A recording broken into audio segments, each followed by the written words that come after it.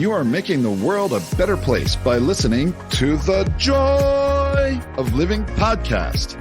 This is your guide to achieving a more purposeful, powerful, and positive life.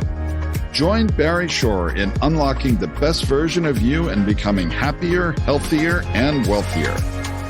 And now, here's your ambassador of joy, Barry Shore.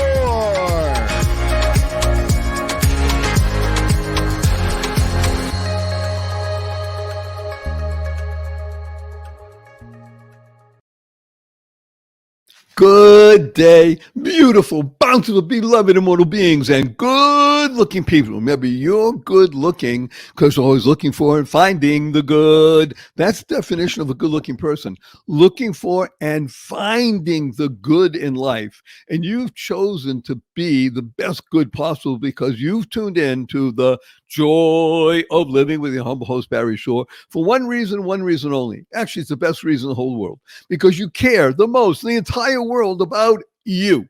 Y-O-U, which is great, by the way, because when you become the best you make the world a better place. You build more bridges of harmony, create more joy, happiness, peace, and love in the world. You know that on this show, which, by the way, is listened to by hundreds of thousands. Right now, 362,822 people around the world are tuning in. By the time we bring on our amazing guest, I mean, this is transformational person, Joseph McGuire, there'll be over 375,000 people because you're urging your family and friends to join in the podcast. And we appreciate that. We always ask, share this with 5 friends so we can touch over 1.5 million people and give it a high rating because that way we spread the word. The word, of course, is joy. Now, you know, in this show, we work with the 3 fundamentals of life. These 3 fundamentals will enable you to be happier, healthier, and wealthier. Who doesn't want that? Now, of course, the 3 fundamentals are, number 1, life, your life has purpose. And when you lead a purpose-driven life, number 2 happens. In this case, a good number 2. You go mad. Oh, MAD is a wonderful acronym. It stands for make a difference. Lead a purpose-driven life, you make a difference in the world. And the 3rd fundamental is to uncover the power and the secrets of everyday words and terms. Simple example, right now, this wonderful podcast is being carried over the internet. If I ask anybody, what does www stand for? Invariably, people tell you the internet, and factually speaking, they're correct. However, in our world, the world of the positive, purposeful, powerful, and pleasant, www stands for what a wonderful world. And what, of course, is a word, W-H-A-T-A. And a big tip of the hat and a thank you to Louis Armstrong, Satchmo, for enabling the song, What a Wonderful World, to go viral and not just touch tens of millions or hundreds of millions, but billions of people around the planet. And, of course, when you hear the opening bars of What a Wonderful World, what do you do right away? You can't help it. You smile. Now, smile is one of the most important words you're going to internalize, utilize, and leverage in your life. Because SMILE stands for seeing miracles in life every day. Seeing miracles in life every day. Now, I got to tell you, I am honored and humbled to be able to do seminars on the web and in person. Recently, I did something with 1,127 people. And there's a lot of energy, a lot of hugging. And I'm telling you a story about Barry Shore. And I'm talking about seeing miracles in life every day. And some people raise their hand and say, hey, Barry Shore, I've been up for hours. I haven't seen any miracles. And I asked them, are you here? Can you hear? Can you stand still? I can't do that. Can you walk? I can barely do that. Do you have water to drink? Do you have food to eat? Do you have a place to sleep? Do you have family? Do you have friends? Every single one of those is a miracle. Now, what's the proof? The proof's simple. 1 million people didn't get out of bed this morning. You know why? They died. By definition, if you're watching or listening, you didn't. If we have an obligation to live life to the full. So let me tell you a quick story. It's about me. Imagine, if you can, standing up in the morning, completely healthy and hearty, able to leap tall buildings in a single bound, and that evening being in the hospital, totally, completely paralyzed from the neck down. It was not an automobile accident. It wasn't a spinal injury. It was a rare disease, which I never heard of the day before, took over my body and rendered me what's called a quadriplegic in a matter of hours. Nothing moved my neck down. I could only communicate by blinking my eyes. I was 144 days in the hospital, 2 years in a hospital bed in my own home. I couldn't turn over by myself. I had a wheelchair for 4 years. I had braces on both my legs, my hips to my ankles, and that was progress. Thank God today I'm able to be vertical and ambulatory with the help of a 7-foot walking wand. So I'm a triped, not a biped. I can't walk up a stair by myself. I can't walk up a curb by myself. I have help 12 hours a day, 7 days a week. But you hear my voice. Positive, purposeful, powerful, and pleasant, all because of this one word. Smile. Seeing miracles in life every day. I gotta tell you something cute though. My 8-year-old niece comes over to me a few weeks ago and she says, Uncle Barry, can we spell smile S-M-I-E-L? I was thinking about it. Smile, it sounds the same. Why not? I asked her how come. She says, because then it would stand for seeing miracles in everyday life out of the mouth of an 8-year-old. But what was she doing? She was creating the kind of world she wants to live in. Now, CREATE is a fabulous acronym. It stands for causing rethinking, enabling all to excel. Rethinking, you're going to hear a lot about that from our amazing guest, Joseph, in just a little bit. Now, rethinking means, in reality, a shift in perspective. Now, I've been working with people for more than 4 decades, and I can tell you 97.2% of all the people I've ever worked with, they drop the F in shift, and the other stuff happens until they learn how to do the shift. Now, you're going to be effing careful with your Fs, or the other stuff will happen. So if you do your shift in perspective, here's what's going to happen. You'll be able to internalize, utilize, and leverage the 6 most important words you'll ever learn. And these are choice, not chance, determines your destiny.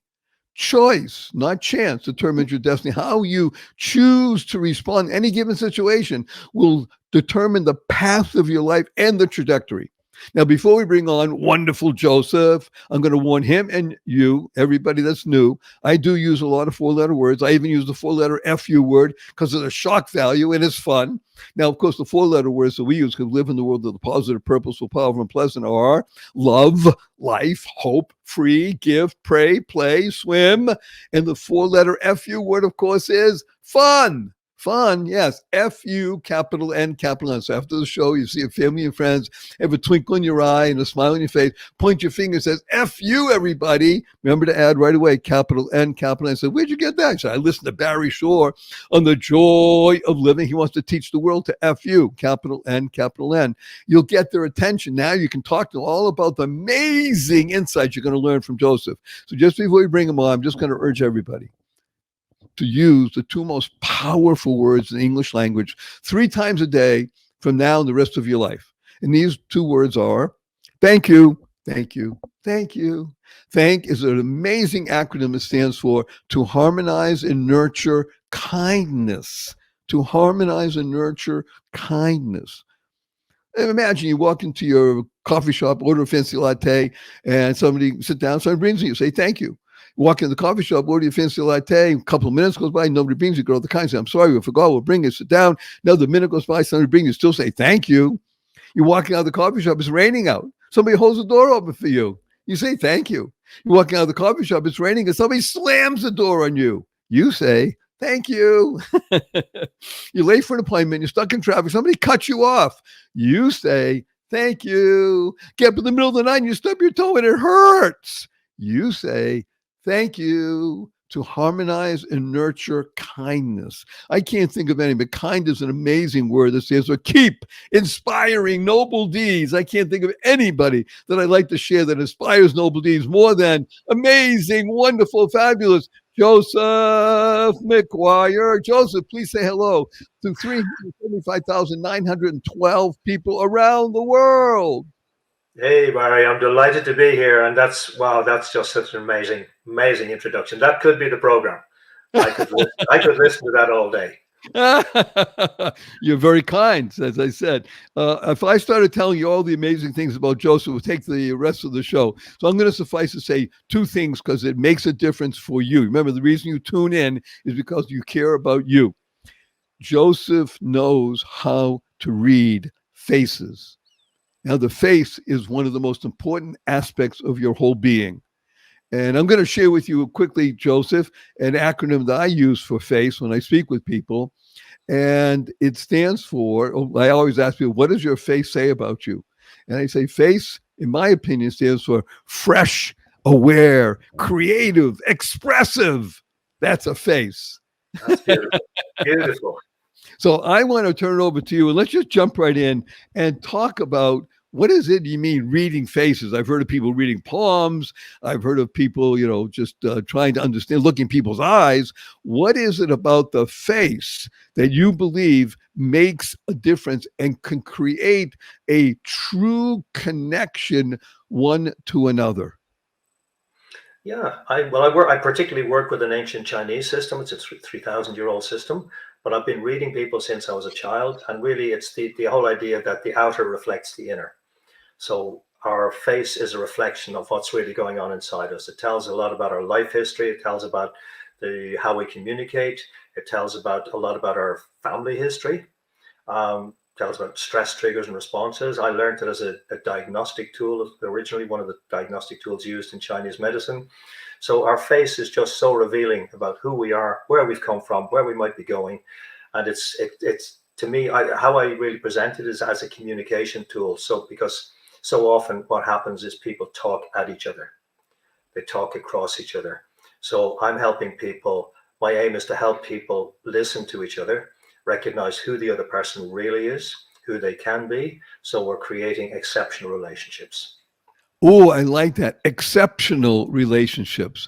And I want to ask, I think it's obvious, but I don't know. So I'm going to ask. So I'm looking at your face. This is an amazing face. Now, when I see or think about a face, I'm looking at eyes, nose, mouth, chin.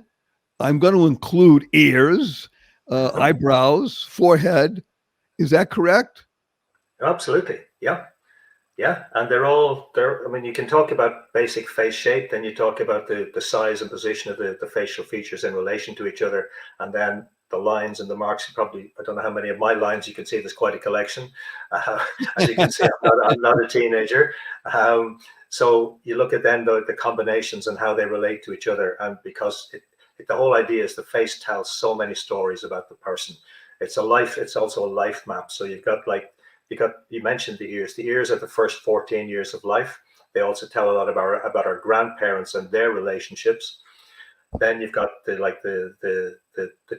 late teenage years, the 20s, 30s, etc., down the face. So you can look at if there's a major mark or indentation or something or whatever on the face, and you can say, oh, there was something significant happened at that time in your life that has had a lasting impact. So based on what you just said, I am thinking out loud. It seems that this whole thing about reading a palm with lifelines and such like that, very nice, very interesting.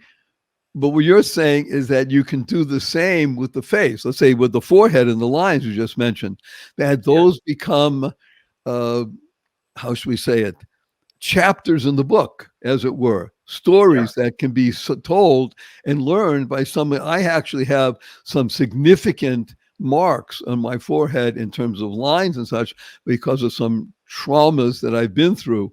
And I can attest exactly for what you're saying. It's quite amazing. Yes, neither of us are teenagers, but I'm happy to tell you we have a lot of teenagers listening and potentially watching.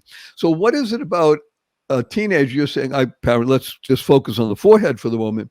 It's almost as if you're saying, well, there's a clean slate there, a new place where one will actually either have the ability to etch your own experiences, or they will be revealed because of things that go on. Let's call it stress, trauma, or even the other side, love, happiness, joy. Is that correct? Yeah, absolutely. If it's more the love, the happiness, the joy bit, then really you're not going to get so much of these lines that you and I have. We've collected so avidly. So if it's the love and the joy bit, then what you're going to see is the eyes will really sparkle, the skin tone will be really bright, shiny, and there's just going to be a glow about the person. There's going to be that really wonderful vibe about them. They're people you want to be with. I love this word glow and grow, and these are, how should we call it? They're generative words, in my humble opinion. When you talk about glow, as you say the word, it animates, right? And if you say to somebody, you have a glowing countenance. Well, people don't say countenance anymore. I do, but you have a glowing face. I see a change in people's demeanor. Their eyes light up. the whole being changes, shifts, because you're touching something essential in the human. Is that correct? Absolutely. Absolutely. Yeah. And that's the whole, and I think we share the same philosophy. There's a beautiful story I love. There's a young lady by the name of Jenny Jerome. She was an American lady, high society, living in Britain, the late 1800s.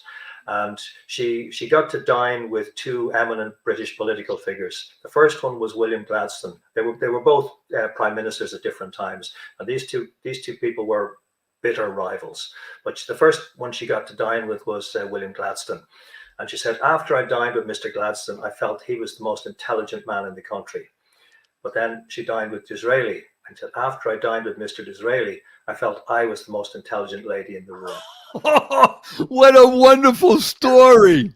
Yeah. Oh, and I want to bring home the point a little more, because first of all, I love it. There's a famous person his name is Archimedes. I've mentioned him many times throughout my podcast, and it's worth it to do a Google search. One of the things that Archimedes spoke about was, give me a fulcrum and a lever and I'll move the world. And what you just did is you move the world for me. And it's something that I mention to people when talk about networking and such, the difference between being interesting and being interested. And I think that obviously you just brought it up beautifully in that wonderful telling story, which obviously is true, not just apocryphal. You mentioned this is an ancient Chinese technique. Where did you come to learn it? How would anybody know about it? In other words, is there a school that you found as you're walking the streets of Dublin and says, oh, turn in here for ancient Chinese technique on reading faces? No, there wasn't a master plan. I left Ireland to go to Israel to spend time on a kibbutz, and then I left Israel and came to London. And I changed my diet before I left Ireland, and I was eating a whole foods diet, a macrobiotic diet, and it changed my whole physical energy levels and state of well-being. What age are we talking about? We're talking 23 when I left Ireland. Okay, and you're older than 23 now. A little, yeah, a couple of weeks. So, so I was fascinated by the food and the effect. So I knew there was this particular restaurant in London I could visit, and I went there, ordered a meal, and I sat down at a table, and there was a guy sitting opposite me. It happened to be there was a free space, so I sat down opposite this guy, and we got talking. It turned out he was from Denmark, and he said he was over to do a course, and I didn't know anything about the course. So another guy came by the table, and my new friend called him over, pointed at me and said, this guy wants to do the course. Of course. Of course, absolutely. And the course was starting that evening. So I just said, okay, I had no idea what it was about. So I thought I would be learning about whole foods and how to use them. And that was a part of it. But a major component of the course was actually beginning of a training in shiatsu. And as part of the shiatsu training, we were introduced to reading faces as one of the diagnostic tools. So then it was just like light bulbs flashing from me everywhere. Yeah. You were glowing. Yeah. But I want to make mention of something that you said to me before we even began, that this talent, this unique ability was something that has been with you since you were young, a child. Is that correct? Absolutely. Yeah. Yeah, I just intuitively knew stuff about people, men especially. Men to me are a simple read. Women are still something of a great mystery, but then they are to most men. But men to me are very straightforward. But it was when my uncles or when my father's work colleagues would come to the house, I just intuitively knew stuff. Now, not like deep, intimate stuff, but I knew about the character, and I knew who was lacking confidence, who was being really upfront and honest, and who wasn't. And then my dad would bring me to soccer matches, and I could tell who was going to move where before they did. I could see the patterns of play developing, and I could see which players were going to be, become downhearted when things went against them, and the people who weren't really trying, who weren't really committed, or who became complacent when things went well for them. And of course, I just thought everybody could see this stuff. It's just so obvious. But it wasn't until many years later, I It's not realized, so obvious, right? And by the way, I am just so taken with what you're saying, and I want to talk about it in just a minute. Right now, we're going to urge people. We have sponsors for the show, and we vet them, and we love them. So we urge everybody, use these sponsors because they're good for you. Remember, it's all about you, not about Joseph and me. So we'll be right back with more Joseph, reading faces, learning about connections, and how you can glow right after this brief message. Don't go away. What if you could shop at your favorite local stores, swipe your current credit card and get extra cashback rewards? And what if you could also have donations sent to your favorite cause at no extra cost to you? What if this amazing program was absolutely free and very simple to set up? Well, What If is here.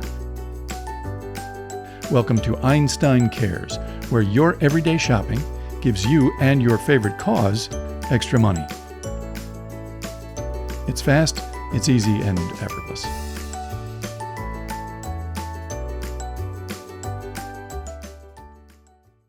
Good day, beautiful, bountiful, beloved, immortal beings, and good-looking people. Maybe you're good-looking. It's always looking for and finding the good. We have good in abundance. Our cup runneth over with good. Joseph McGuire. He's in Dublin, Ireland, but there's no geography anymore. But what he brings to us is something absolutely stunningly wonderful because it helps you. It's talking about the ability to learn more about another being by reading the face. Now, mostly men. Women are still inscrutable, but let's talk about that. Actually, let's use that as a jumping off point. Wonderful, Joseph. An ability to read another face or to begin to understand another face. Let's just use men, as you said. It's a little more straightforward at the moment and capable. How do you do that and build trust with another person? Can one look into somebody's face and discern an ability to find more trust? Yeah, there are certainly people we come across, unfortunately, that aren't trustworthy. We know that. I mean, we've been around the block a few times, so we unfortunately those people do exist. But the majority of people are trustworthy, even if that doesn't appear to be the case for some people. But the majority of people are actually trustworthy. But we sometimes need to help them thaw out, coax them out a little. So one of the things you mentioned there, but the difference between being interesting and interested. So one of the primary human needs we all have is to feel heard.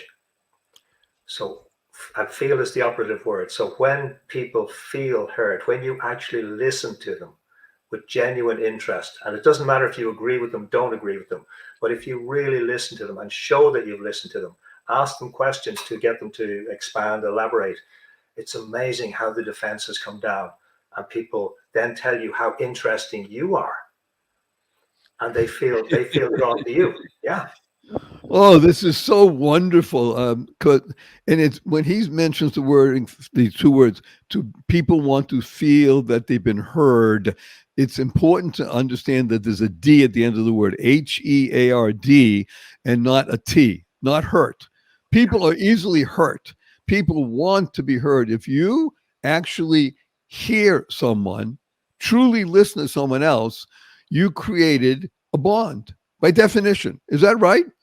Absolutely. Yeah, it really is that simple, but it's the thing of actually being willing to listen. So really, why is it that people are less willing to listen?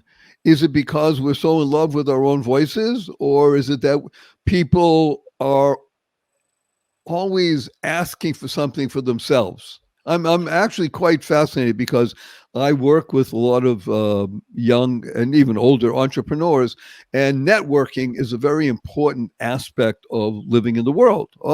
It seems obvious, but it's true. And one of the things that I urge people to do is, like you said about the story about becoming more interested than interesting. And when people go to networking, they want to get something as opposed to giving something. So are you saying that by listening more, you will create an element, which is the first element in getting to know somebody? You can't get the trust unless you get first to know and to like.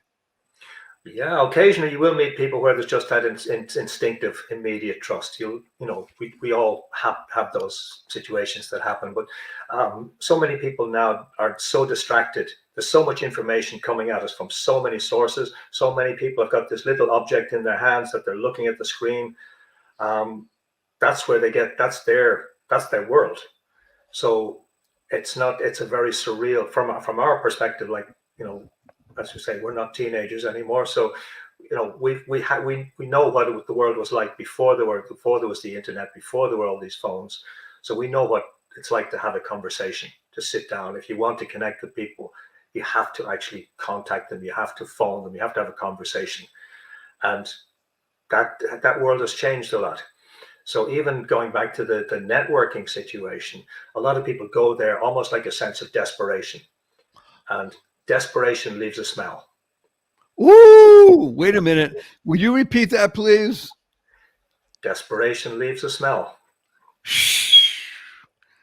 That is absolutely phantasmagorically wonderful. So you talked about 2 Ds so far, maybe even 3.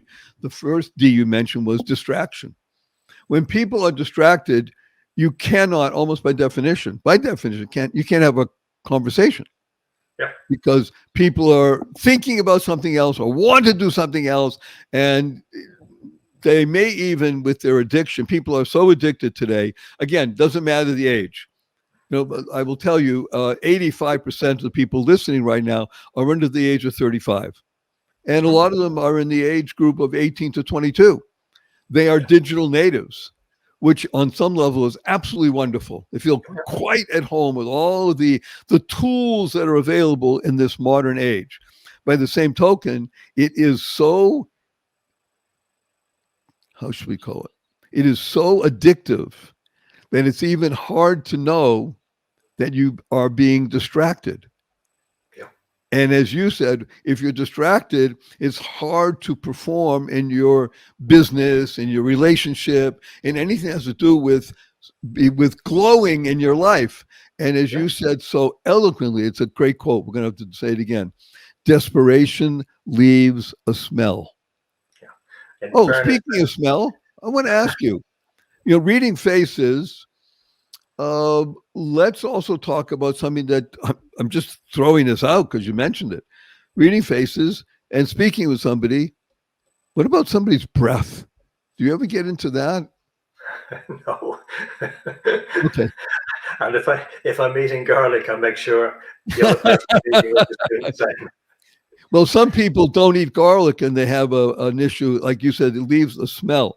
So I want to go into the depth here about reading faces. And you mentioned the FBI and such like that. So what does the FBI have to do with reading faces? Oh, they've been using face reading, body language. They're like FBI agents are trained to read faces, micro expressions, body language, the nonverbal language, which is also how people speak, not so much what they say, but how people speak, tone of voice, pitch, rhythm of voice, whether people are hesitant in how they speak. If there's, they get into linguistics as well.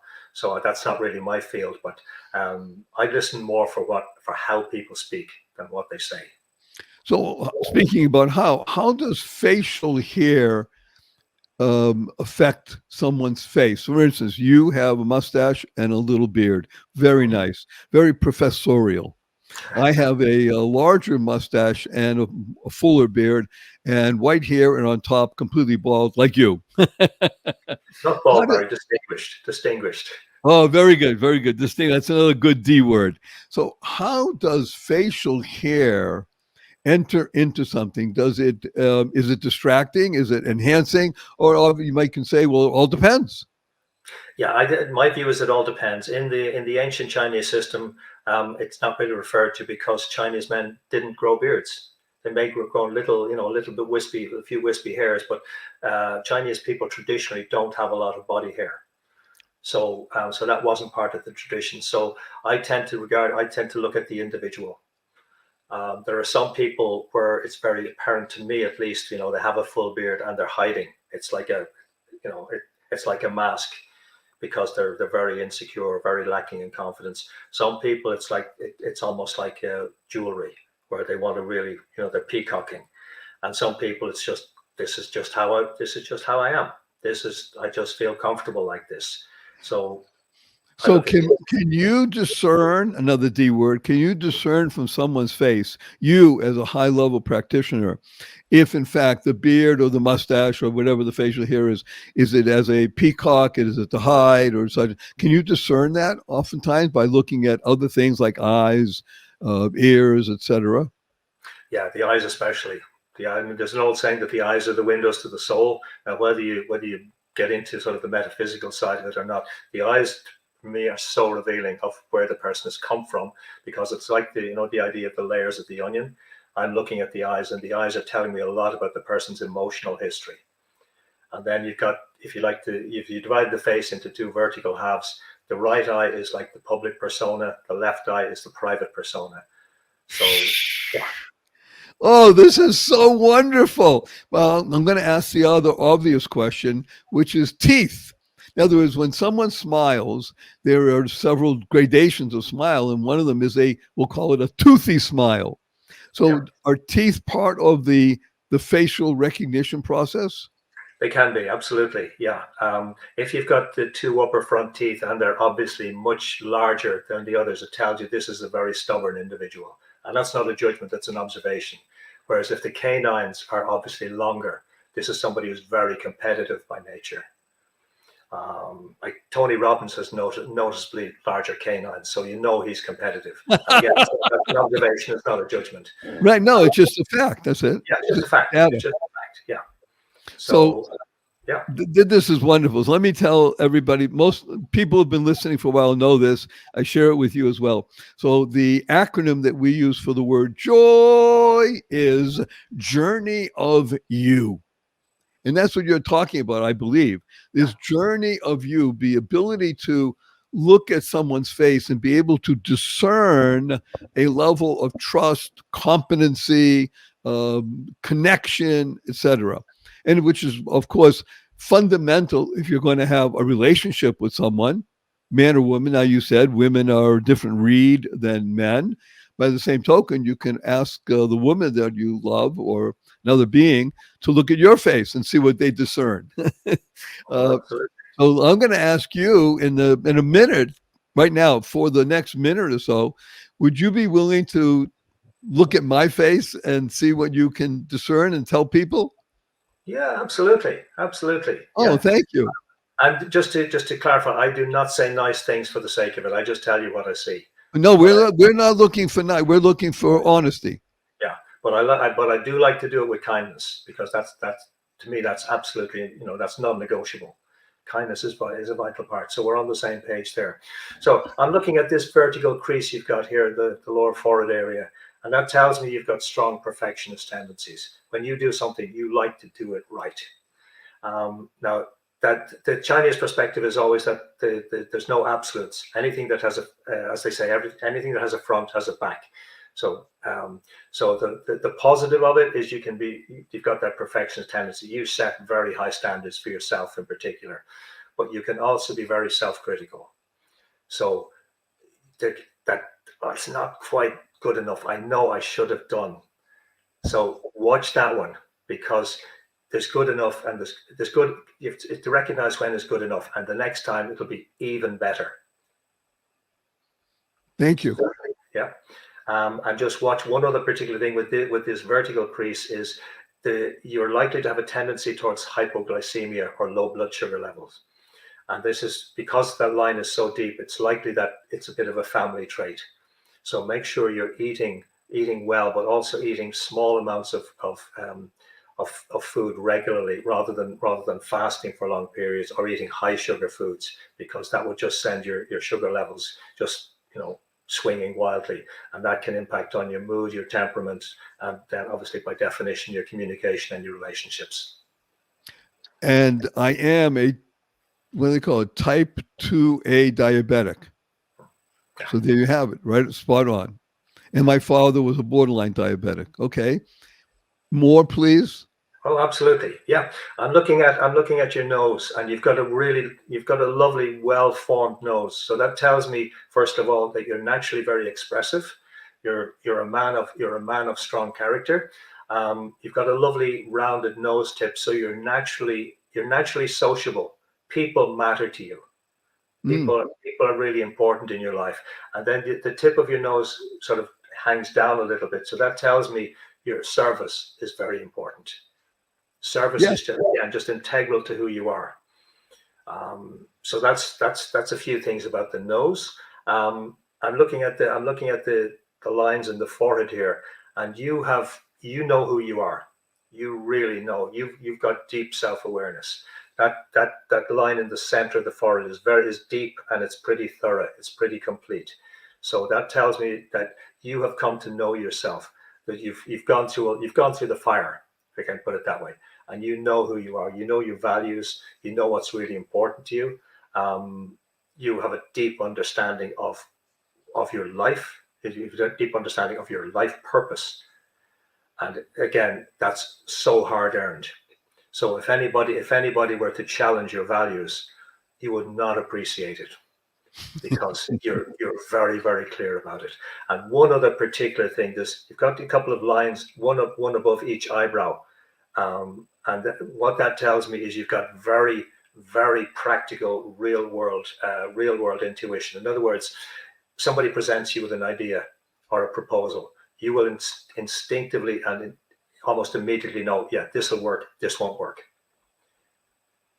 So if anybody tries to persuade you when you know something just isn't worth the time or isn't going to work, don't waste your time.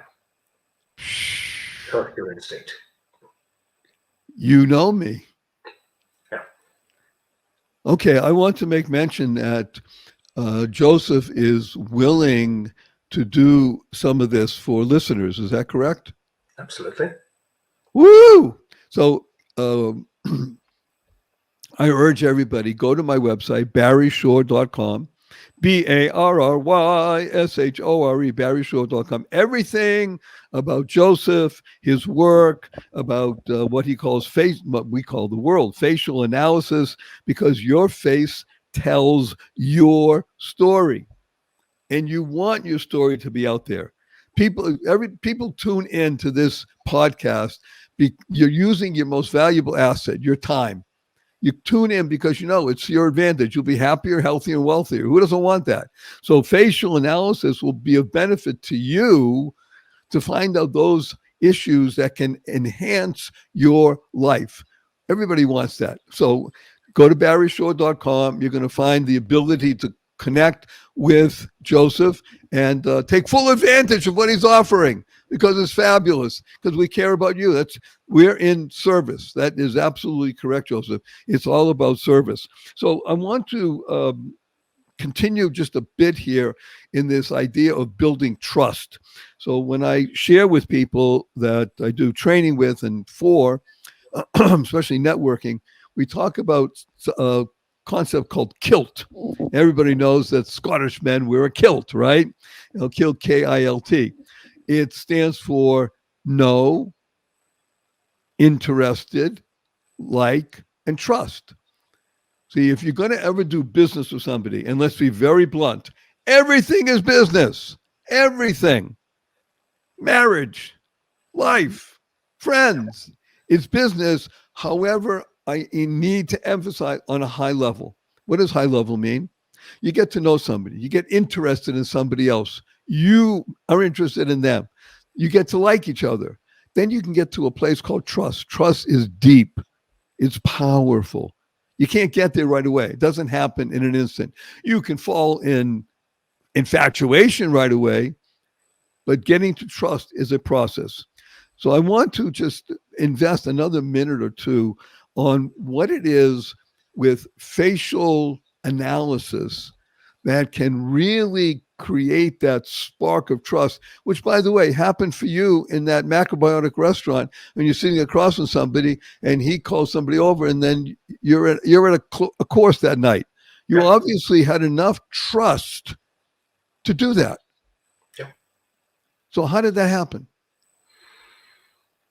I was tuned in. I was aligned with my instincts. Very simple.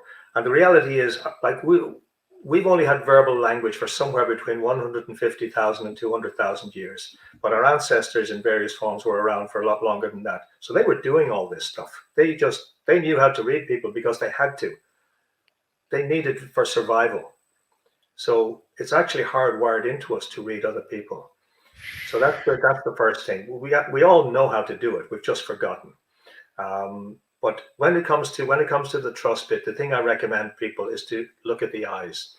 And you can practice by getting a good photo of any given set of celebrities, politicians, and just what you can do is just first of all, set yourself down, just take a couple of deep breaths, just calm yourself down. So you're making yourself as empty as possible, and forget about like or dislike. You're just curious. So when you get into that place, just look at the eyes on the photo and ask yourself, what do I feel from those eyes? And there's three basic possibilities. The eyes will feel warm, they'll feel neutral, or they'll feel cold. And if the eyes feel cold, you meet somebody and their eyes feel cold, you step back. You don't engage unless it's a transactional thing. You do business with them, but it's a one-off deal, and you're not looking to build a relationship. But if the eyes feel cold, they're not there for you. They're there for themselves.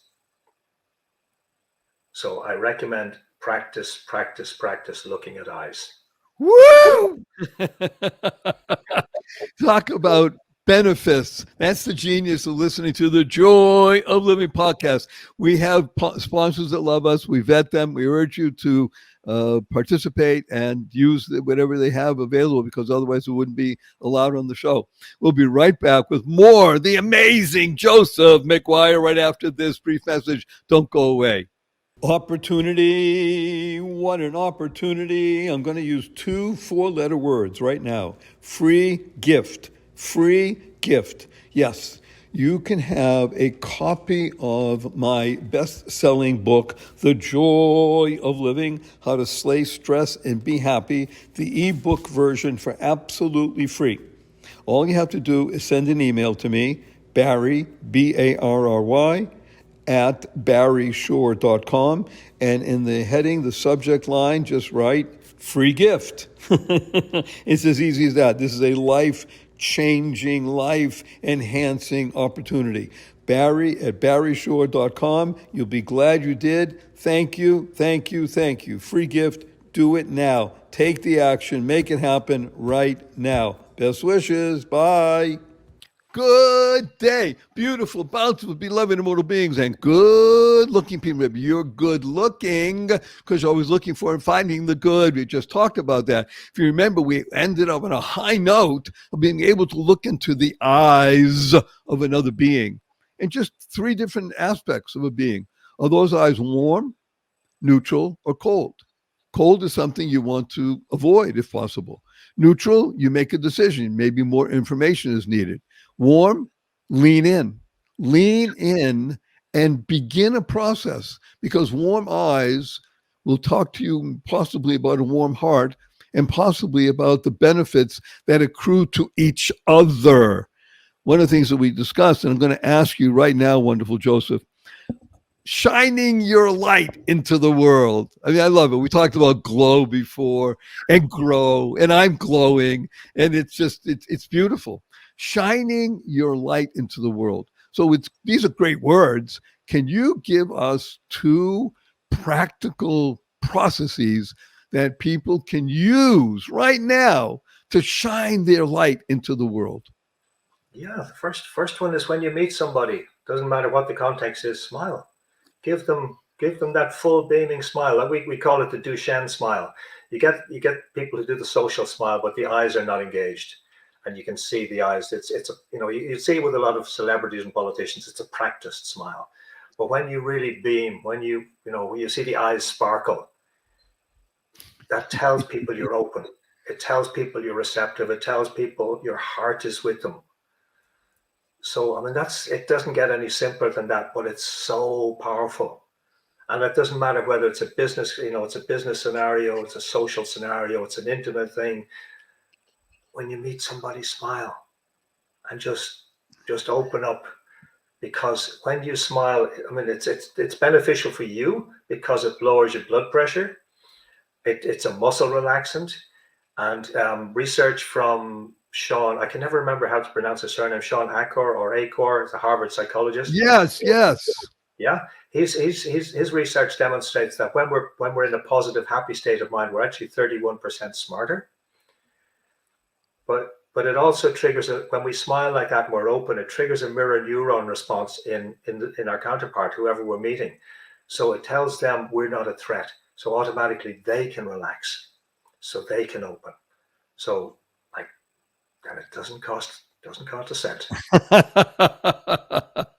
And Joseph is not even aware, I believe, at this moment yet about a particular card.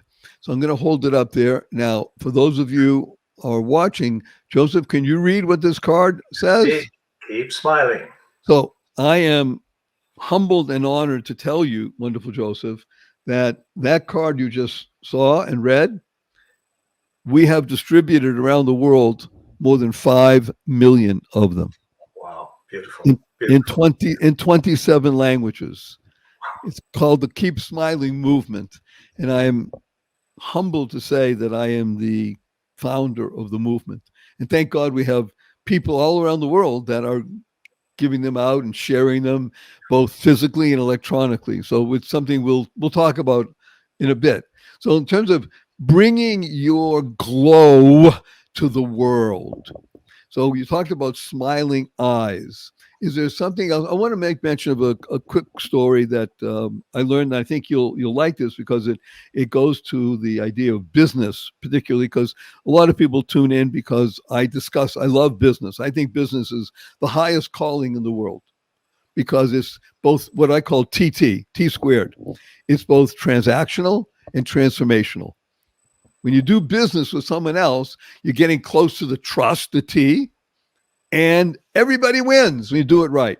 So I was 9 years old. I grew up in a place called Boston, Massachusetts. In the wintertime, we have cold and snow, and it was cold and snow on this particular day, and it was during the week, and school was closed off. Yay! Before the internet, you heard it on the radio. That was great. So instead of going back to bed or just playing a game or something, I got dressed in all of my stuff, long underwear and everything else, and gloves and air stuff and shovel, and I'm going to shovel snow, because my allowance was 25 cents a week. And I knew I could make more money than that by shoveling snow. And we had, I think, 7, 8 inches that particular snowstorm. It was a lot.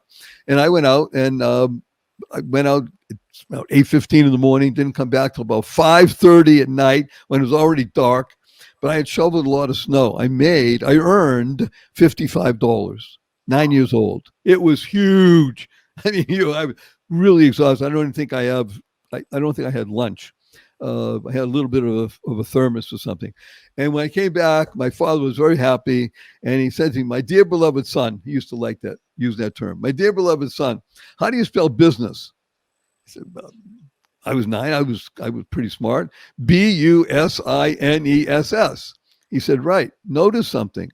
The U comes before the I. When you go out and you bring service and benefit to other people, the I will always be taken care of."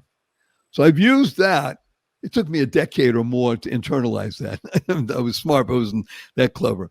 And I use that as part of my entire life, because everything we do is business. As I said, it's not just transactional, it's transformational. And you're right, service is my essence. When the you comes before the I, you don't even have to worry. You're not desperate. It will always be. It's a law. Law stands for love and wisdom. So I want to ask you, wonderful Joseph, you have a course where you actually instruct people, much like you went to that course from the Macrobiotic Restaurant. You have a course that instructs people in being able to do what's called facial analysis and such. So we have just a couple more minutes. Can you give us some insight in what the course can do for people? Yeah, like I said earlier, for me, it's all about helping people create exceptional relationships. And you mentioned, like, we've been talking about trust here, and that's just a core value. It has to be, and how we engage with people. But one thing that people often miss is when we establish trust with somebody else, when we establish real trust with somebody else, people often forget that it persuades people then to expand and open their network to you. You know, Woo! so it's never just a one-to-one. It's potentially who they know that they will trust you in their company, or trust to, you know, to introduce you to. So what people gain from doing the course is they learn about reading faces, but in the context of making a real connection. Because any of these techniques can be used for manipulation. I'm well aware of that, but that's not where I'm coming from, and I would never encourage anybody to use it for that purpose. And I would tend to spot people like that coming on board. So I would gently, persuade them to look elsewhere. But people will learn the practicalities of how to read a face. But then in the course, it's also interactive. There'll be breakout rooms where they get to connect with other people. So they get to practice their skills, not just reading people, but connecting with people, having actual conversations. And again, I always emphasize it's in the context of communicating to create relationship. We love it. Create, remember, causing rethinking, enabling all to excel. The word trust is a great acronym that stands for total reliance upon something true. And that's what you just said, because the face, by definition, is going to be true. Yes, some people can manipulate, like you said, politicians, but by and large, the people we interact with, that's not who they are. Like you said, most people want to be trustworthy, and they can show it in their face. And when you find that, when you get warm eyes and a beautiful smile, you have an opportunity, just the opportunity to create potentially a relationship. Still need to go through the kilt where they said you can pick it up and look underneath and say, whoa, what's that? Or you can do that. And even though women may be a little more enigmatic than men, still these techniques may prove to be beneficial. I think that they would be. So I'm going to now, because our time, unfortunately, is coming to a close. I have three quick questions for you, wonderful Joseph. You ready? Mm-hmm. Yeah. First question, will you come back again? Oh, I would be delighted. I'd be honored. Woo! Thank you much. Number two, you have only 80 seconds to answer this, Joseph McGuire. What is your most fervent desire? Oh, to own a small vineyard and be part of an artisan food producing community. Oh, you didn't even hesitate. We know what you want. And where do you want to have this artisanal vineyard? What area? Oh, I have a love of Italy, and I'm slowly learning Italian. Okay, but you don't want to do it in the south of France? Italy is where I feel so drawn to, yeah. Okay, and that's northern Italy, I presume. Northern Italy, yeah. And near Lake Como area or not? I need to explore more, but that's just my love of going to Italy, Okay, so great Italian wine that was made with love. Okay, and the third question, may I give you a hug in front of 379,810 people around the world? Oh, there's such a shortage of hugs, Barry. Absolutely, yeah. Okay, let me tell you what. Good. Let me tell you what HUG stands for. Ready?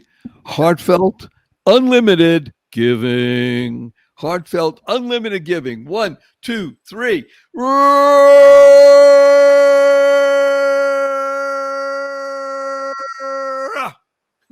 Beautiful. Thank you. Okay. And again, you're listening to The Joy of Living with your humble host, Barry Shore, and our amazing guest, Joseph McGuire. And it's all about you. That's why you tuned in, because you care the most, the entire world about you. Because when you're the best you make the world a better place. You build bridges of happiness and joy and peace and love. You know that we discussed the three fundamentals of life. Number one, life, your life has purpose. You lead a purpose-driven life. Number two happens, you go mad. MAD is a fabulous acronym that stands for make a difference. And the third is to unlock the power and the sequence of everyday words, like smile, seeing miracles in life every day. As my 8-year-old niece says, seeing miracles in everyday life. Create the kind of world you want to live in, causing rethinking, as Joseph has taught us today, enabling all to excel. You want to be able to shift your perspective, keep that F in place so the other stuff happens, and internalize, utilize, and leverage the 6 most important words you'll ever learn. Choice, not chance, determines your destiny. Use 4-letter words. Now, the ones we use, of course, we live in the world of positive, purposeful, power, and pleasant are love, life, hope, free, give, play, pray, swim, and teach the world to F you, capital N, capital M. So I have to show you, see your family and friends, point your finger, twinkle in your eye, smile in your face, tell the world, F you, capital N. Say, where'd you get that? Barry Shore, he wants to teach the world to F you. And then you'll be able to talk about all the amazing things that you learned today about facial connection with people. And we ask, use the 2 most powerful words in English language 3 times a day for now, the rest of your life, because it's good for you. You'll be happier, healthier, and wealthier. And these 2 are, thank you, thank you, thank you, to harmonize and nurture kindness, to harmonize and nurture kindness. And we have a blessing from Joseph and Barry. Our blessing is, go forth, live exuberantly, spread the seeds of joy, happiness, peace, and love. Go mad. Go make a difference. Joseph, don't go away. Thank you for listening to this episode of the Joy of Living podcast. Now that's another step towards your healthier, happier, and wealthier life. Never hesitate to do good in the world, no matter what the situation. Join us for another upbeat discussion next time at barryshore.com. And be sure to leave a rating and subscribe to the show to get more conversations like this. And remember to share it with your family and friends too. See you on the next episode.